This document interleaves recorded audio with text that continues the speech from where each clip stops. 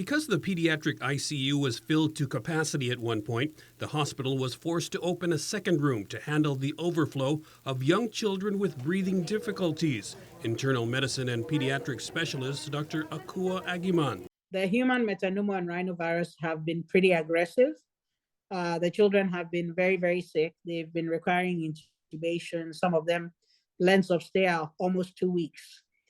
And for most of that time, they've been on increased respiratory support. She says the typical stay at the ICU is 3 or 4 days, but these recent cases lasted much longer, adding to the overflow conditions. And as the lone pediatric ICU on island, GMH was also getting referrals from GRMC and the Naval Hospital. I was very grateful that we had that many respirators, because I was not expecting to have that many children with respiratory distress. And I think probably COVID was a good practice run for GMH.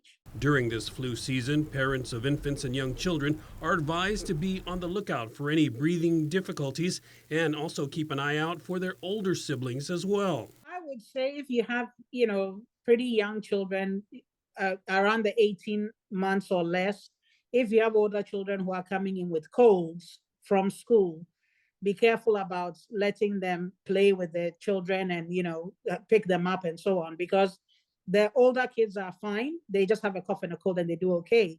But then the younger ones are the ones coming in. The overflow conditions have now eased and the hospital is ready for any new wave that might come. Now we are at the tail end of everybody who came in over the last 2 weeks getting better and going home. We are back to business as usual. For KOM News, I'm Nestor Lecanto.